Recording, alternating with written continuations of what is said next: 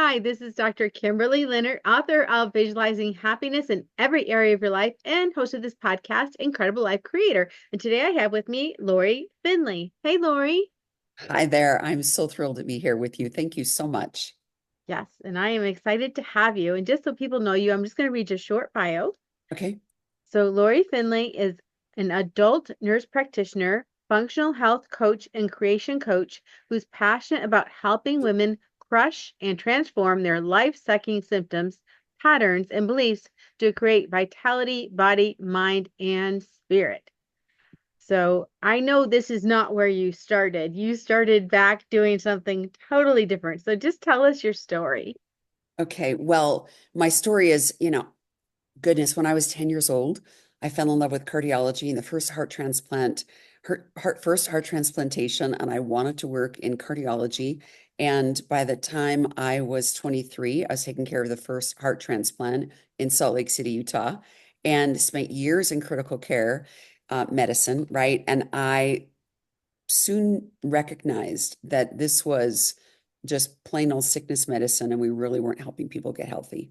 But I spent years in cardiology, and unfortunately, after I got my first graduate degree and then my second graduate degree, I was working as a cardiology nurse practitioner.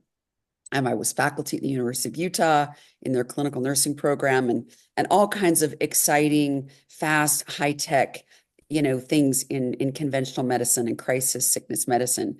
But it was when my father died really suddenly of a massive heart attack. As I'm all over the country teaching and on and on and on, it was just such a traumatic blow that I had a conversation with God and said, I want to spend the rest of my life teaching people how to be well, right?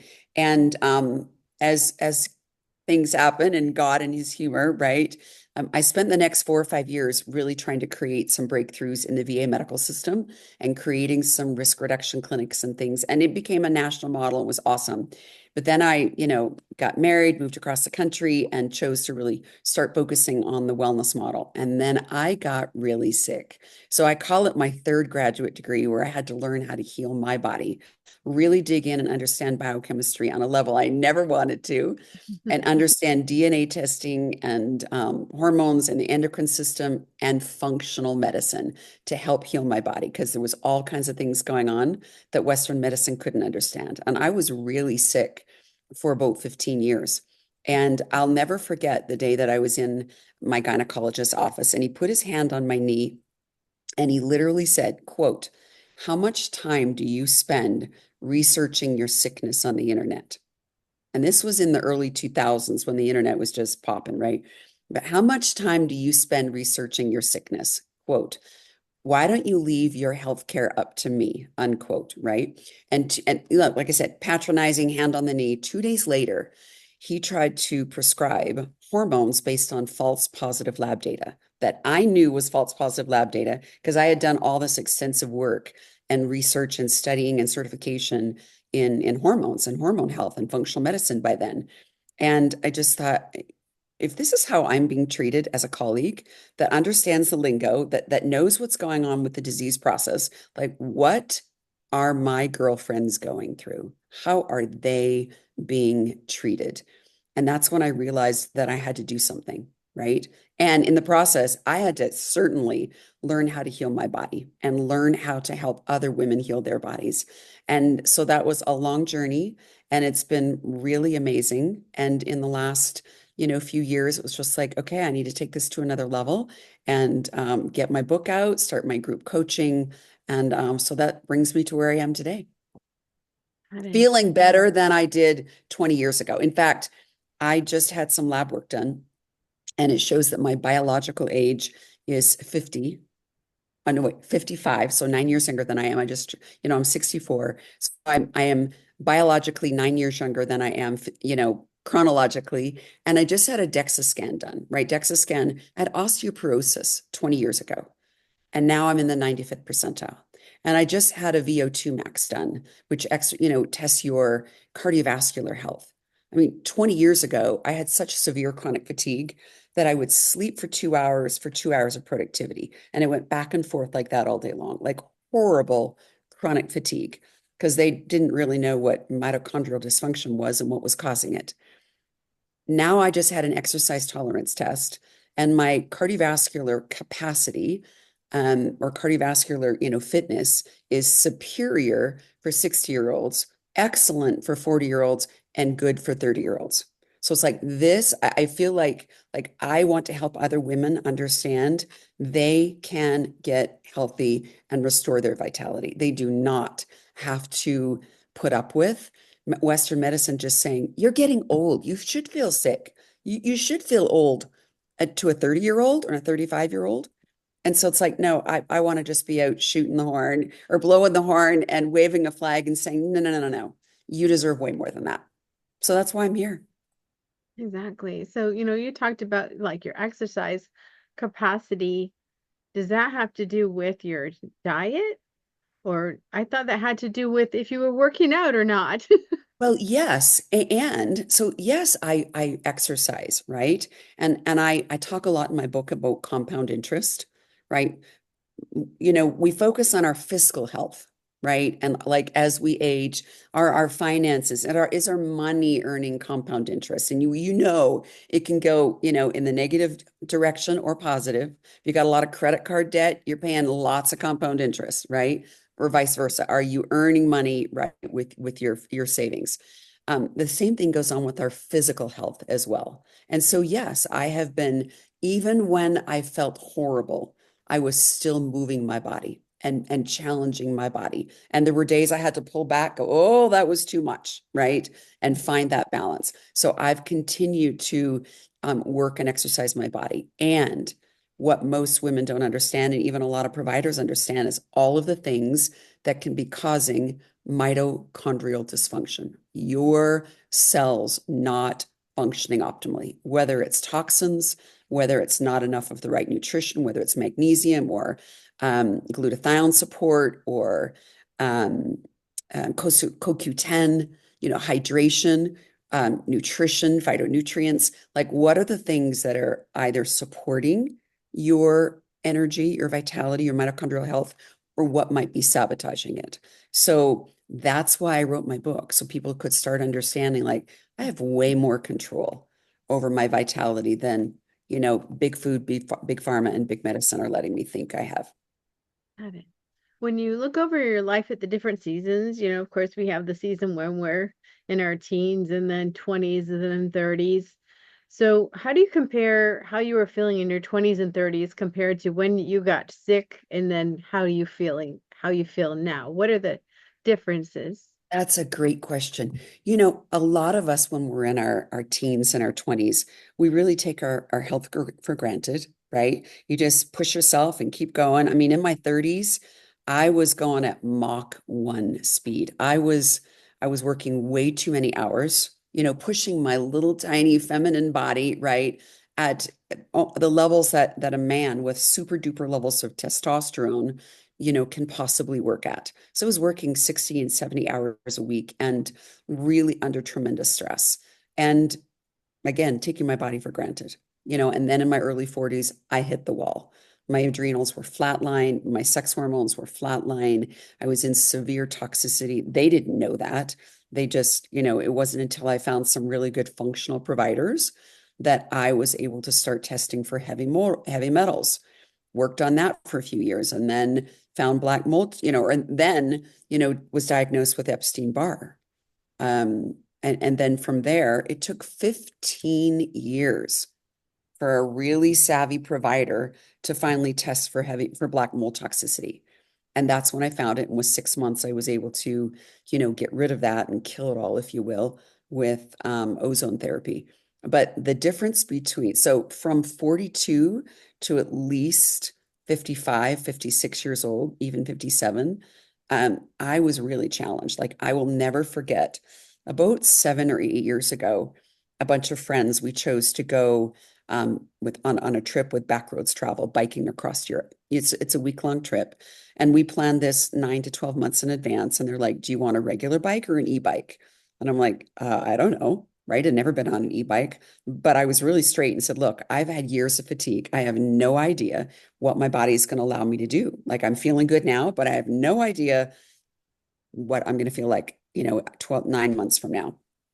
So I got an e-bike And I remember that first day, I just had literally tears rolling down my face because I couldn't believe that my body would allow me to do what I was doing. And at the end of the day, every day of the week, the tour guides would say, there's more battery power on this bike now than at the beginning of the morning. So did you use it? I'm like, well, no, actually, I was charging the bike all day. Like I didn't need the electrical assist. So how I feel today, 20 years later, after learning what I've learned and implementing what I've learned and getting consistently cleansing, consistently being aware of and eliminating the toxins that were sabotaging my health and being aware of my physiology, my DNA, and supporting my DNA and what my body needs, like I feel as good as I did in my 30s. Like I really do. Like my mental function, emotionally, mentally, like hormonally, like how my body is responding. It's awesome. So it's possible. Wonderful. And I Yeah, did want to talk a little bit about black mold because a lot of times people don't realize that a lot of our homes, schools, businesses, offices have black mold and it's making people sick. And right. so I have kind of a two-part question. Talk about black mold and actually what it does, but also does it only take cleaning out the building to clean the black mold, or once it's in you, is it in you and you have to do something to take it out? Great questions. And whenever your listeners watch this, we are the day after Milton hit Florida. And because I've been through what I've been through, and excuse me for getting emotional, because I've been through so much with environmental sickness and mold sickness, I've been in tears all week. So concerned about my friends and loved ones in Florida. And anyone that gets out there and even supports and goes into a home to clean up. It doesn't take long before mycotoxins will start forming and you're exposed to that. And it doesn't take long for you to, going into an environment like that, you can take those awful mycotoxins home on your clothes. It is wicked what black mold will do, any kind of mold, but particularly black mold. And the symptoms can vary, right? But typically it can cause extraordinary mental and cognitive issues, terrible mitochondrial issues such as fatigue. One of the experts that I know in Atlanta, he's frankly the ENT in North America that knows more about mold, Dr. Donald Dennis. He has an entire line of remediation products for the home as well as for your body to help heal your body. So I'd recommend him as a great resource. And I recommend him in my book as well.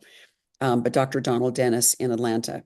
Anyway, when I had my sinuses, I had sinus surgery with him 18 months ago.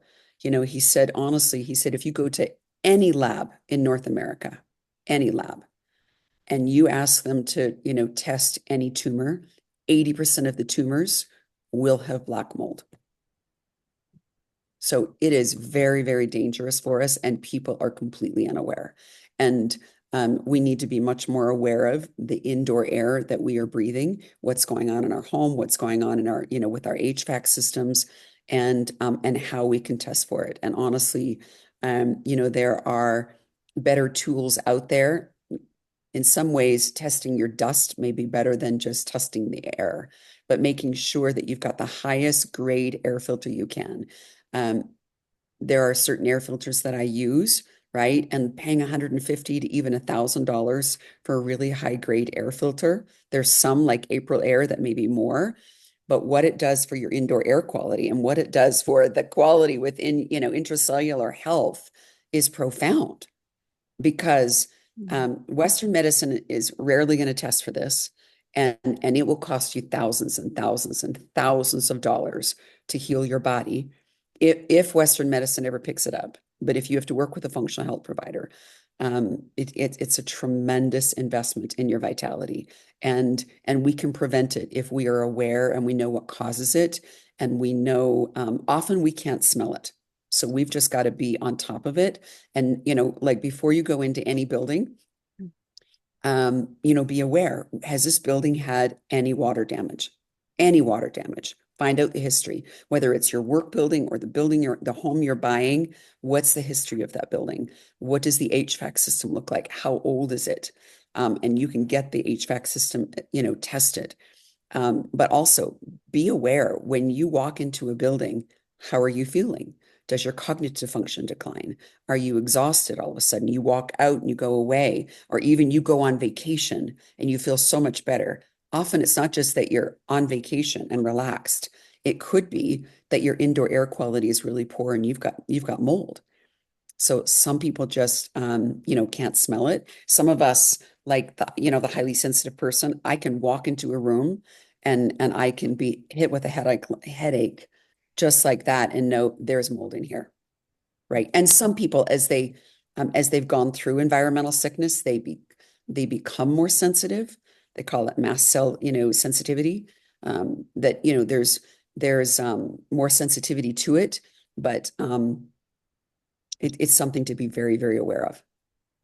Did that answer your question well enough? Yes, it did. And Okay, when good. people are looking for air filters, are those ones that just sit in your room, or is that something that you put through your system for your house? That's a great question. There are options and it depends on your budget. I would say at least get a couple IQ air filters. IQ Air are great, right? They've got big filters for a room. In fact, I've got a small filter about like this that you can put on your desk. You can take it to work and put it right there. And they filter out to tiny, tiny microns, like the size of the COVID, micron, right? So I mean, really small, and they can filter out mycotoxins. So, you could buy one of those and put in every room in your home. And then there's what I think is one of the best filters that we have access to is called April Air. They're more expensive and they actually, fit those into your existing furnace and HVAC system, right? But if all you can do is get a better furnace or HVAC filter, you want to get something that the higher the micron, right? Like you can often get 8 or 12 microns on Amazon or at Home Depot. If you can get 16 microns, that's a much better option to help filter out. So the smaller the particles that any filter can filter, the better off you are. There are ionizers. Like I've got this really ugly blue ionizer. Like I literally said to Dr. Dennis, that is really ugly. He was like, I know. What it does is it literally kills mycotoxins in your environment. So I keep it going all the time, as ugly as it is. And I know that I've got a safe indoor air environment, right? Right. Yeah. And then you said something about mitochondrial disease. Now, not everybody knows what you're talking about. So what is that? The mitochondria is like the engine inside of every cell, right? And we need to support our mitochondrial health. And the most important thing that we need for cellular health is air, water, and glutathione. Like those are the top three things, right? Like healthy air, really good, healthy filtered water, and lots of hydration, and as well as glutathione support. A lot of people have never even heard of glutathione. Although if you go to, I like to use, and say glute, like your butt, glute, thigh on, your thigh and your glutes, glutathione. Um, Glutathione is the longevity molecule. It's in every single cell in our body. And God put it there as the master protector of every cell in the body. And it has four main functions. The four main functions are number one, antioxidant, the most important antioxidant in the body, cellular detoxification, immune boosting, and anti-inflammatory support. So those four things. As we age, after the age of 20, that drops every 10 years by about 10%. So we wonder why we start getting the disease of aging, right? Whether it's I don't have the same energy when I work out, or I don't recover as quickly, or I'm crashing at 3 in the afternoon and I have brain fog, or I'm not sleeping well, or now I've got arthritis and aches and pains, or I've got diabetes and coronary disease and heaven forbid cancers, right? Or dementia and Alzheimer's. All of these, basically, you could go to pubmed.gov, the online database for all medical studies, and type in glutathione and any disease you can think of, and up will come a clinical trial. Up will come information about that disease plus low glutathione. In fact, they look back now. In fact, I wrote a blog article about low glutathione levels and the risk of mortality and morbidity from COVID because of how important it is. There's about 66,000 articles. No, excuse me, 26,000 articles about the importance of vitamin C. We all know vitamin C is important, right? Except, there are about 180,000 articles about the importance of glutathione for our body. So it's really important. And, that's something that will really support mitochondrial health because it feeds the cellular energy. It's right inside the cell, intracellular support for your energy in your body. I write a lot about it in my book because I think it's one of the most important biohacking practices that we can do is to support our glutathione, the longevity molecule. So, you talked about your book, so why don't we talk about that at this point? Because my next Okay, question was going to be, where do we start? But I think right. the book might be a good place to start. The book is, I've got a picture right here. Like, here's my book, Create the Vitality You Crave, Epigenetics 101 to Unlock Your Healing Power. And I didn't know a thing about epigenetics till about 2012 when I started studying Dr. Bruce Lipton. And I was just like, wow, this is so exciting and this is so empowering to know that I've got more power over my genes than I thought, because I've got some pretty lousy genes, if you'd say. My birth mother died at the age of 25. My father died at 61. And according to MD Anderson Cancer Center, only 5 to 10% of chronic disease that is caused by bad genes. So what we're doing on a daily basis, emotionally, mentally, physically, spiritually, from the air we breathe to the people that we hang out with and work with, to what we eat and drink and watch and read and speak, all of this impacts our DNA. And so I start in the book about, first of all, the first chapter is called Self-Care Isn't Selfish, like to help particularly women understand that are natural nurturers, that if we don't take care of ourselves, like we will not be able to care for those that depend on us and love us, right? That's really critical. And again, that health vitality involves way more than just physical health. It's spiritual, emotional, and mental health as well. And then I go in and, then I talk about the difference between what I call dysfunctional medicine or, conventional medicine, dysfunctional medicine versus functional medicine, and getting to the root cause and what that looks like. And I tell a lot of stories of clients that I've worked with and my own personal story interspersed throughout the book as well, how Western medicine just blew me off and said it was all in my head, right? And leave your sickness up to me or leave your medical care up to me. But I go into a lot of details talking about not necessarily here's a DNA test, and by the way, you've got this gene and this SNP and that variation. So I talk a little bit about that, but the overarching part of the book is these are the things that anyone can implement any and every day to support all of your DNA functioning better.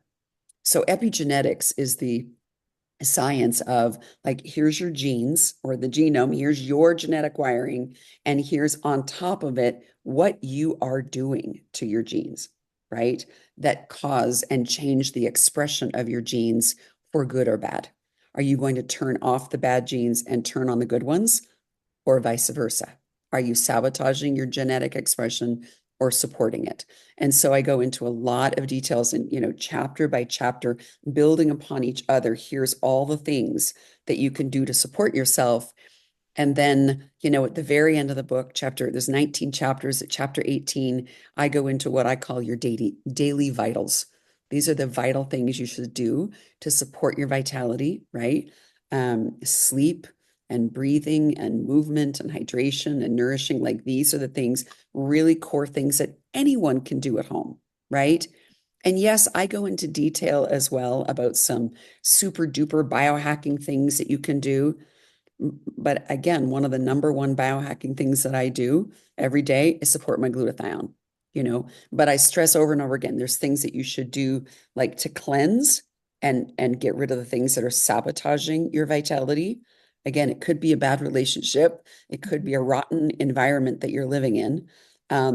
It could be what you're eating or drinking, and then what to do to support and heal and revitalize your body on a cellular level, because you've got to get down to the cellular level and the root cause to really make a difference. I mean, let's face it, our conventional system, our conventional medical system is not working. We spend more on health care. I call it sickness care, but we spend more dollars on sickness care than any other nation in the world. And we've got horrible mortality and morbidity. And I go into all stats and all kinds of things like that in the book.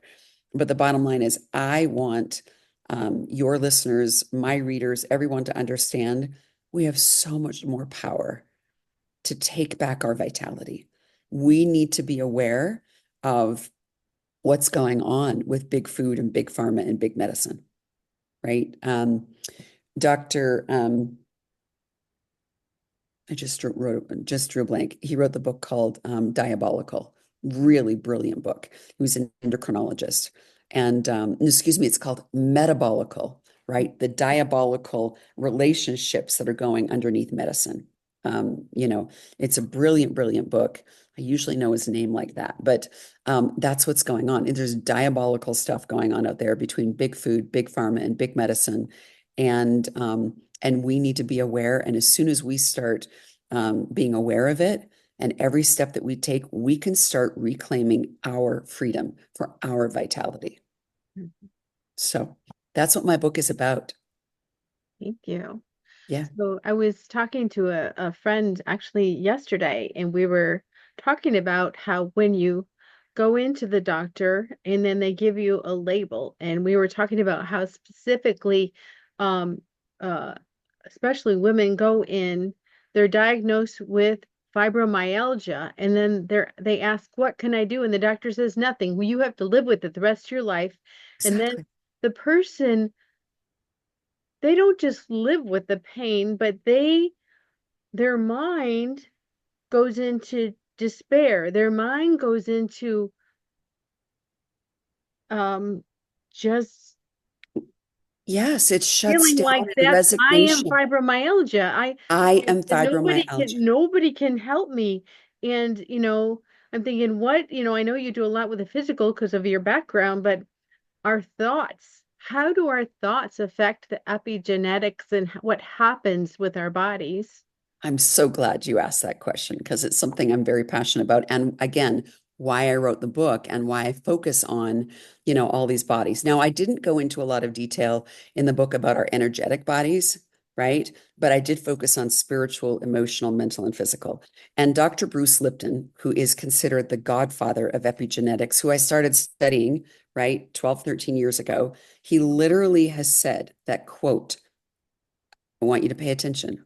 Our thoughts change the chemistry or the biochemistry of our blood, which then change the actions of our cells and can even impact our DNA. Like, that is profound, our thoughts, right? And I go into a lot of detail in my book about the placebo effect and the nocebo effect. So we've all heard about the placebo effect. You give people an aspirin and they think it's, a Percocet and their pain's gone, right? We've heard about the placebo effect. The nocebo effect is just the opposite.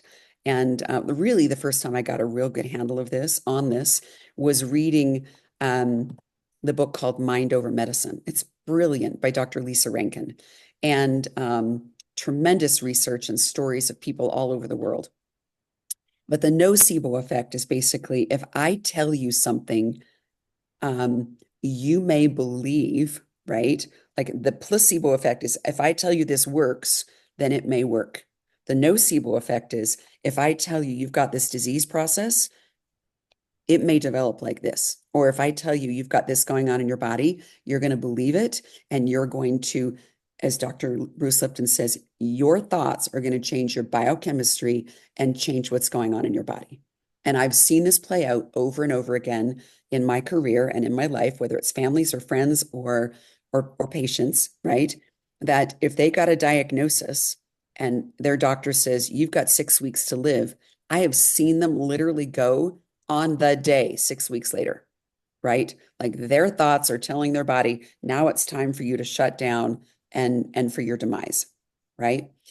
So, she says in her book, like, we need to be way more responsible as healthcare providers in what we say to people, right? And I remember, and I knew this, like, I didn't know much about the nocebo effect when I was first going through my chronic fatigue. I just knew I would not use that label or think about that label. It wasn't until years later when I was healed, right? When I had regained my vitality, that I would even use that phrase to help people understand what I had been through.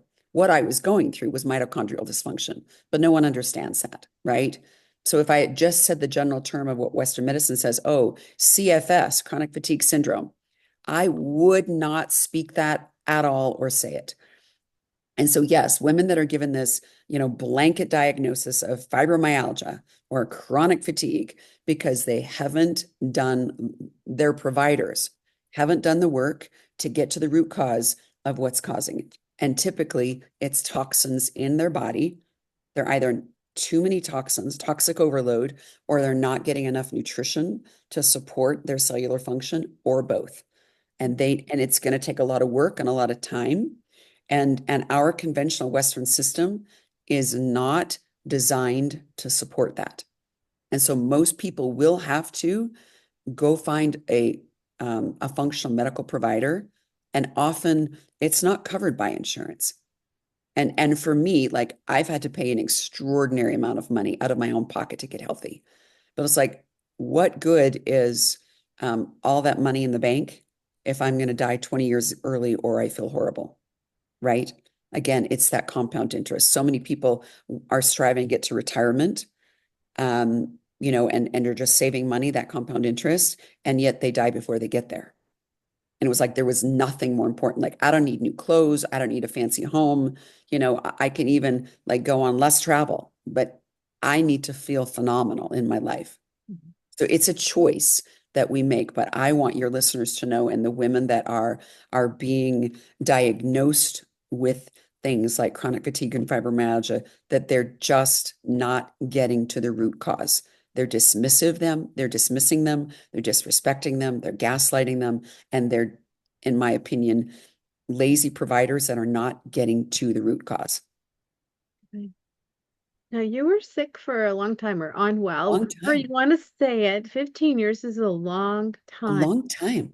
So, what did faith have to do with it? What about that spiritual piece? What helped you to continue on and continue to look for a way to feel better? Some people just give up, or, They just give up. you know, Right. what did your faith or that spirit part of you Right. that come into play? That's a great question. I'm a very, very devout Christian woman, right? And I have faith that what I'm going through will um, will even bless the lives of others, and that it will all be consecrated in the future for my good or the future of someone else. And there were days it was really hard, really, really hard. And I just had to hang on to my faith and know and trust that I was working with really great providers. It would take time for my body to heal, right? And I would pray for the spirit that I would know um, who to who to work with, right? What providers to seek out and work with, and continue to pray that I would have the strength and the stamina and the determination to continue to move, day after day, continue to do what I knew that I needed to do to get healthy. So the spiritual strength really, really made a difference. And I feel like I was really supported, right, by my spiritual strength. And it is a spiritual journey. There's no doubt about it. to trust that all of this has been redeemed. That's how I feel as a Christian, right? This has all been redeemed, and that everything is as it should be, and that this will turn around. And if nothing else, I mean, even if I were to not get healthy, I knew that I would at least be an instrument in God's hands to be able to have empathy for someone else that was going through it. So I knew that God would use me and use what I was going through for good if I would continue on the journey. So I hope that helps. Yeah. Yeah. I love that. And the other thing I wanted to ask about is if someone let's say they're in that season of life now, well, where they're not well. I remember even as a young mom being so exhausted because I got divorced when I was pregnant with my third one. And I remember standing at the kitchen sink after the kids went to sleep and I would fall asleep doing the dishes. I mean, I was so Yes. exhausted. Um, what things do you do to help yourself? Because I know as a single parent, knowing I had to take care of children, if I got too sad, too depressed, or feeling too bad, there were certain things I would do to encourage myself. So, are there Yes. things you do to encourage yourself to get through those days? Absolutely. And that skill set has increased over the years, particularly as I finally started meditating on a regular basis, right? And really visualizing what I wanted my body to feel like. Again, coming back to what Dr. Bruce Lipton, has said about our thoughts, changing the biochemistry of our blood and impacting our cells and our bodies. Also, Dr. Candace Pert, brilliant biochemist, and won the Laureate Prize, which is right below the Nobel Prize when she was in graduate school. She was the pioneer of mind-body medicine, and she worked at the NIH, the University of Washington. She unfortunately passed away way too young, but she also, again, wrote the book called The Molecules of Emotion. And she talks about, how our feelings, right, will actually impact our DNA. And so I think it is part of our responsibility to check in with ourselves and find out, what am I thinking? And what emotions am I letting run rampant? Because, our thoughts will change our emotions, right? So it's like, how is this, where is this leading me? How can I change this? So I know for me that visualizing what I wanted to shift, how I wanted my body to feel, made a huge difference, right? Visualizing what I wanted and to speaking it and having those affirmations. I remember, like, I had many years ago, in my early 40s in this whole journey, I had a positive I had a positive mammogram. And like so many women, a false positive, and had to go back for the biopsies and go through all of that terror and, stress of waiting for those results. And then I learned about I learned about mammograms and what they were doing to us physiologically, and learned about thermograms. And I opted to stop mammograms. I'm so glad, that was over 20 years ago, and continue with thermograms. Bottom line is, I noticed year after year, or every 6 months, as I did my thermograms, I could see that there were some changes going on in my left breast. And finally it was like, oh, this isn't looking good. So instead of getting a mammogram, I went and had an MRI, and we did find two lumps, right? And I was like, whoa. And I was scared, right? I remember calling my best friend that introduced us. I was scared. And but instead of going for a biopsy, because I had learned enough about cancer that if it is cancerous, don't pop that cyst or whatever and spread those cancerous cells. It was like, I chose a different option, and that was to do some fancy testing, and it's available. It's a couple $100, but you could do a blood test and find out, is this benign or malignant? Are there cancerous cells in your body, in my body? It was benign. So I was like, okay, calm down. Even if it was malignant, it's like, okay, calm down. What do I need to do? The cancer is a symptom of something else that's going on. The cancer, in my opinion, is a symptom, not a diagnosis. The symptom is you've got poor hormonal metabolism, or you're not, detoxing and cleansing your body well enough, or you've got some incredible other toxins in. It could be emotional and relational that are causing this. But I made sure every single day that I did certain things to help release all the toxic energy, right, that could have been causing this, right? And yes, I was doing lymph massages and jumping on the mini trampoline and doing, the brushing of my lymph system, dry brushing. I did some qigong, and it's called dry coughing, where you lean back, like you're arching back, right? And pretending that you're crying. So it's called dry crying, that Mhm. you're releasing this, because we as women, we will trap emotions in here and not release them. So the whole process is energetically releasing trapped emotions. And I did that. And I visualized in meditation every single day that I was holding a blow dryer. And this blow dryer was melting these two lumps, right? So I was doing all of this. Like I was trying to basically heal it emotionally, mentally, physically, and spiritually, right? And in 6 months, those lumps were gone. And my breast health gets better every single year because I continue to support it with all those habits, right? I get a monthly lymph massage. I've got a mini trampoline, and I do the dry brushing, and I'm cleansing on a regular basis. And very importantly for hormone health, I check my hormone metabolism every 6 months because that's one of the biggest risks.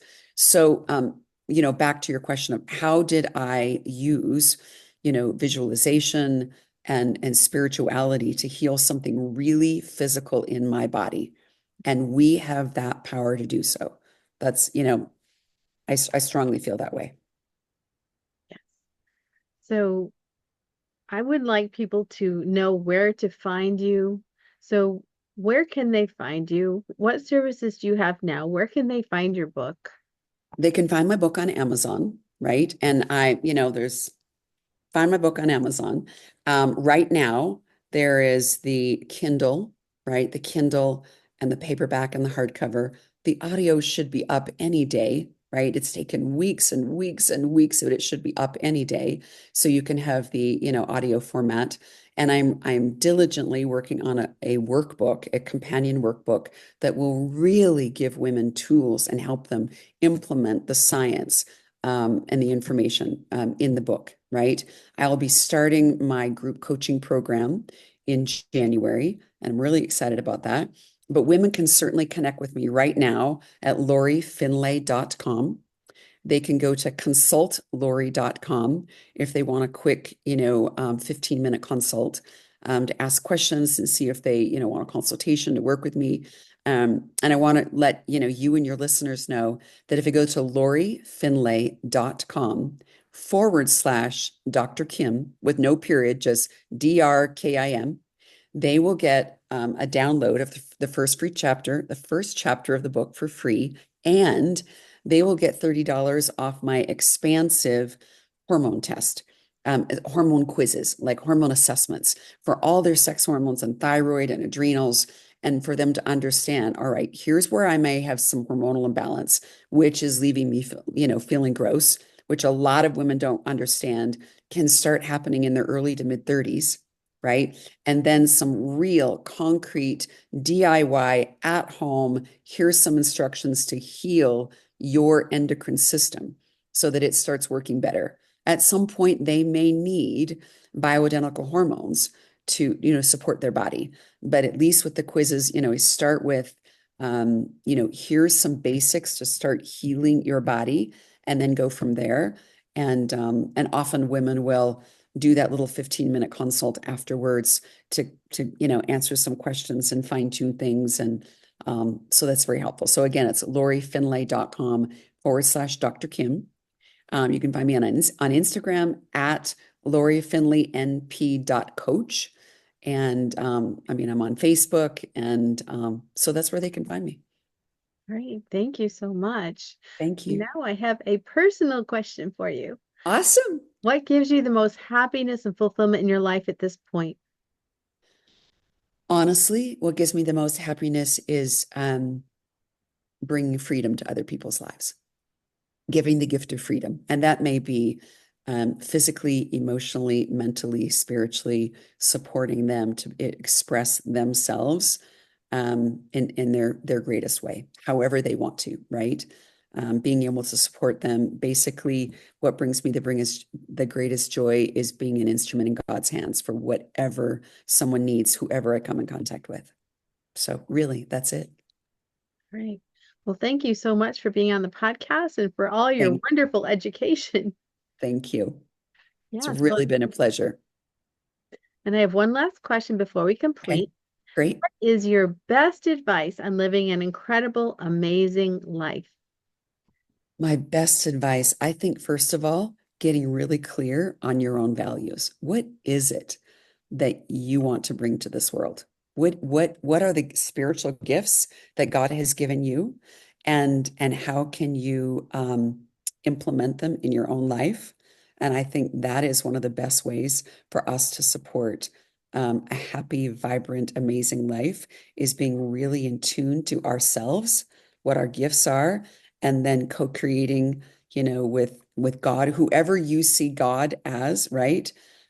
Your spiritual self, your spiritual being, like co-creating every day to fulfill on your life purpose. That's what's, I think, the greatest thing in life.